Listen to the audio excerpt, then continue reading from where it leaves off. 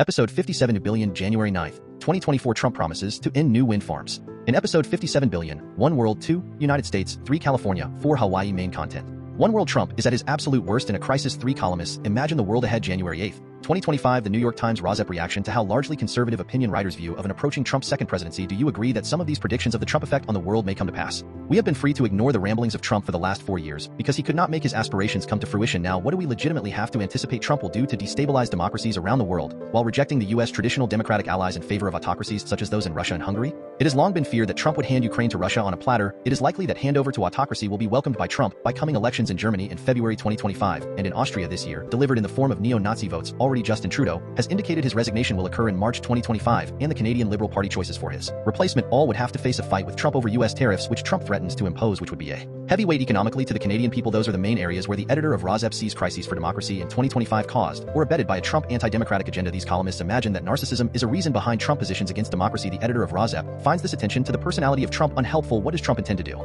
Since the economy is cited as the chief center of attention of United States voters, the editor of RAWSEP would like to posit alternatively that money is the root of all Trump actions or pronouncements in the United States. Trump is energized by the possibility of passing a tax cut for the rich. That tax cut would probably lead to cuts in programs that provide a safety net to the rest of the United States population, such as Social Security payments to retirees that are essential for the 99% of the population who is not rich, the middle class and the poor United States citizens. If the middle class and the poor are unable to pay for their basic needs such as housing and food, they will definitely be unable to pay for heat pumps, even with generous Biden administration heat pump rebates of up to $8,000 based on a sliding income scale, which is the concern of residents against would smoke emission particulates. Germany and Austria also have heat pump incentives now in their own government programs. Will these still be offered if Germany and Austria become neo-Nazi autocracies? Excerpts from the article below contain predictions from 3 conservative pundits. What would a liberal pundit, such as one now in the Biden administration, predict differently? First, RAWSEP oppositional point: the world is safer because Ukraine is defending itself against Russian aggression, which will spill into surrounding countries. Unless Putin is not stopped in Ukraine, the world is safer now because we enjoy peaceful and mutually supportive relations with our allies in Canada, the United Kingdom, and Europe, including Germany. RAWSEP notes that Canada, the United Kingdom, and Germany are all providing subsidies for heat pumps to make them affordable to the average citizen,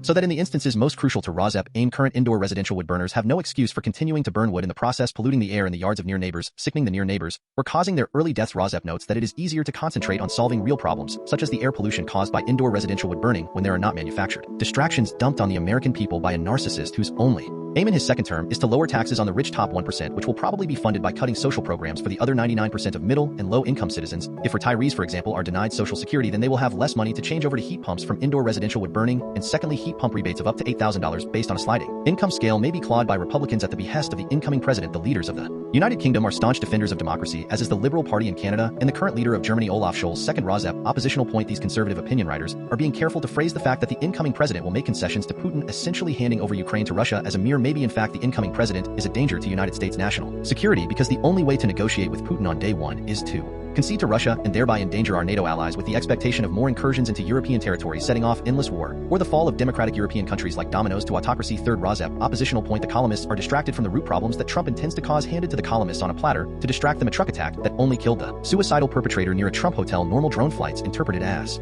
extraterrestrial activity. News stories that tell the world that the average American level of intelligence has declined precipitously. Fourth, RAWSEP oppositional point: one conclusion is that we will be better off with Trump heading the United States government, probably because the world will better respect a traditional autocratic strongman like Viktor Orban of Hungary and Putin of Russia than the current Biden administration that has higher goals than, for example, Trumpian self-interest in providing tax breaks for the rich. The columnists appear to the editor of RAWSEP to be cravenly wanting to be on the side that seems to be currently winning. Excerpts edited by RAWSEP for brevity and clarity in relationship to residents against wood smoke emission particulates, a 501c3 nonprofit organization. We started the new year with the truck attack in New Orleans by an army veteran who had an ISIS flag. You have a new Ukrainian offensive in Kursk. The Biden team that portrays world as safer then when the president took office, while Trump sees a world in chaos and is promising order and peace while making a lot of threats to other countries. I think two things are true at once: America's key enemies are weaker than they were 4 years ago, and the world is more dangerous among world leaders. There is a strain of tremendous global resentment toward American leadership, and I would imagine a profound sense of relief among many world leaders that the United States is led by someone who doesn't pretend it is about anything but self-interest. I don't think that bodes particularly well for the rest of us ordinary folk who have to live in this complicated, interconnected world. 2. A United States. Trump promises to end new wind farms. Wind energy is one of the fastest growing and cheapest forms of electricity in the United States. The president-elect calls it garbage. The New York Times reporting from Washington. RAWSEP view this article lists reasons for wind power generation that are already known. Wind power is cheap, clean, and renewable. This article also lists the number one drawback of wind power: the lack of long-term storage batteries that will make wind energy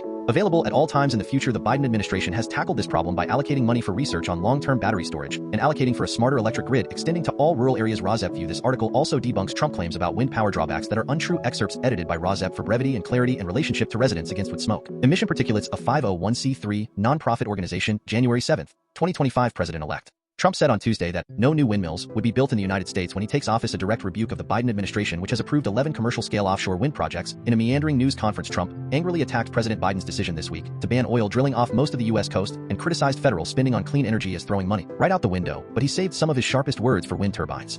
Huffing new life into false claims he has made over the years about wind and energy source he has bashed ever since he unsuccessfully tried to stop an offshore wind farm from being built in view of one of his Scottish golf courses. Trump insisted that wind farms, obviously, kill whales, although scientists have said there is no evidence to support that, and he said turbines litter the country and are like garbage in a field. We are going to have a policy where no windmills are being built. Trump said Trump's pronouncement may surprise leaders in some states, including Republican-led Wyoming, Iowa, and Texas, where wind energy has rapidly expanded in recent years. Those states are typically larger with more open space, and many are in the gusty middle of the country with some of the best potential for wind energy on the planet. In 2023, wind farms accounted for 22% of the electricity generated in Texas and 59% of the power produced in Iowa, according to the Department of Energy. Wind power is one of the fastest growing and lowest cost sources of electricity in the United States. It accounted for 22% of new installed electricity capacity in 2022, an amount the agency said represented $12 billion in capital investment. The industry employs more than 125,000 workers. The wind farm may require costly long-distance transmission lines and needs to be backed up by other sources since the wind blows intermittently. By contrast, a gas plant can run on demand. In recent years, many electric utilities have concluded that it's most cost-effective to build a mix of resources such as wind, solar, as well as gas.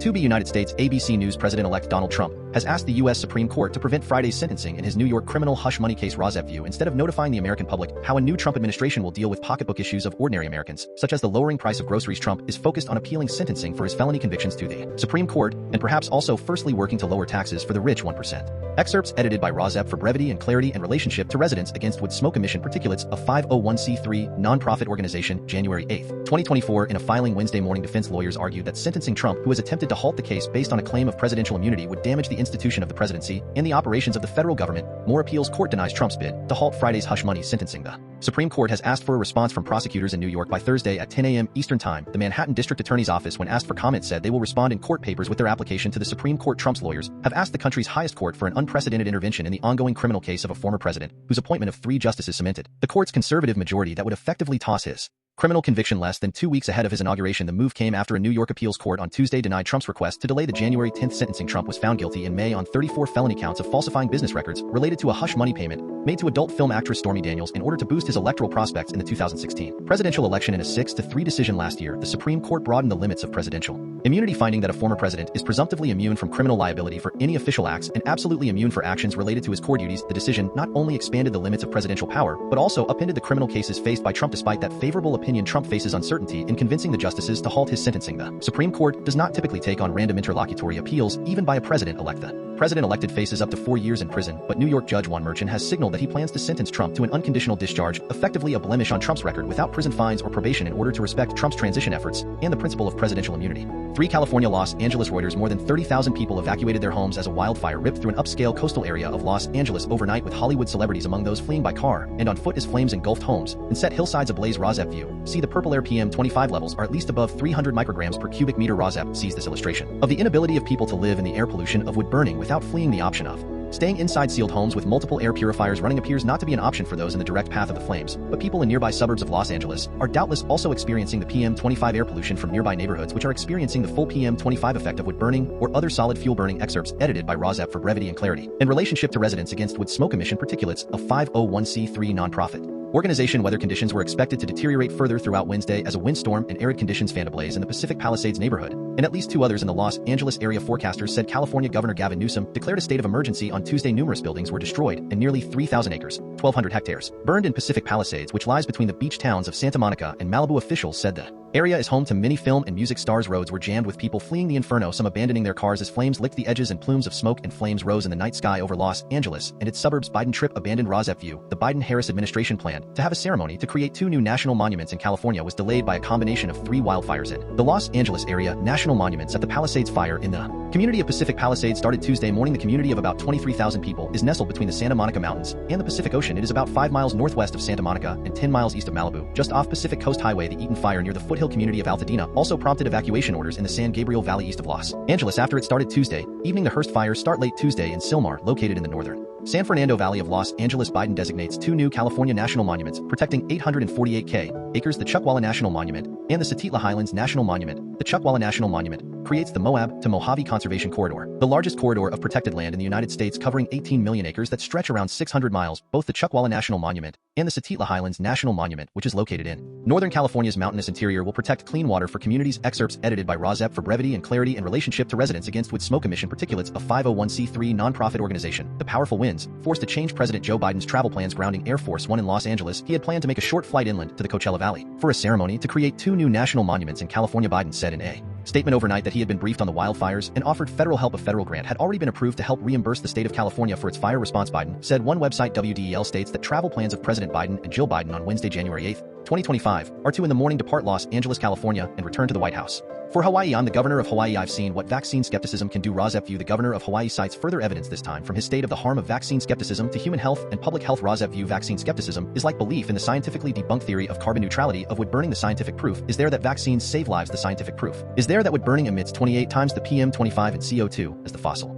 fuel. Coal burning. The scientific proof is there that wood burning emits 450 times the PM25 as the fossil fuel. Natural gas burning. The scientific proof is there that wood burning are 90% PM25 particulate matter of 25 micrometer size, the perfect size to infiltrate the human lungs, setting off a cascade of human health problems and early deaths. The scientific proof is there that wood burning is not physically addictive like cigarette smoking is physically addictive, so there is number 12 step program needed to stop wood burning. Just stop burning wood. Excerpts edited by RAWSEP for brevity and clarity in relationship to residents against wood smoke emission particulates, a 501c3 nonprofit organization. January 7, 2025. Several family members surrounding a very small coffin sitting in a burial plot for a funeral held for a 9-month-old child who died in Samoa from a measles infection. The writer Dr. Josh Green is the governor of Hawaii in early December 2019. I called Faimaloto Akika Stowers, the health minister of Samoa. The measles outbreak that began earlier that fall on her small Pacific island nation had spread out of control and become an epidemic that threatened to overwhelm the country. The deep bond Hawaii shares with Samoa meant this was a shared crisis. As the lieutenant governor of Hawaii at the time and a practicing physician, I knew we needed to act quickly to save lives. Almost 20 years earlier, I arrived on Hawaii's Big Island as part of the National Health Service Corps to practice medicine at a small clinic in a remote community. I learned the value of preventive health care for rural low-income patients and the essential fact that vaccines are one of the most effective tools we have to prevent illness and save lives, especially those of children. As a rule, keeping vaccination rates above 95% can protect an entire population from infectious diseases like measles, but when vaccination rates fall, preventable diseases can regain a foothold and pose a new danger. And that's precisely what happened in Samoa after misinformation spread by anti-vaccine activists eroded trust in vaccines and led to the 2019 outbreak. Thousands of preventable cases of measles sprang up, leading to the deaths of 83 people, mostly children. One of the most prominent voices behind the anti-vaccine campaign was Robert F. Kennedy Jr. Vaccines and public health vaccination programs are not just medical interventions. They are also moral imperatives. Such talk by Robert F. Kennedy Jr. is reckless and dangerous. I saw this in Samoa. As we look to the future, the possibility of his being confirmed as the Secretary of Health and Human Services is cause for grave concern. I worry he would jeopardize half a century of progress and success gained by the United States as a result of vaccination programs. Too much depends on our commitment to truth and the life-saving power of vaccines to entrust Kennedy Jr. with the direction of these programs. Our children's lives depend on it.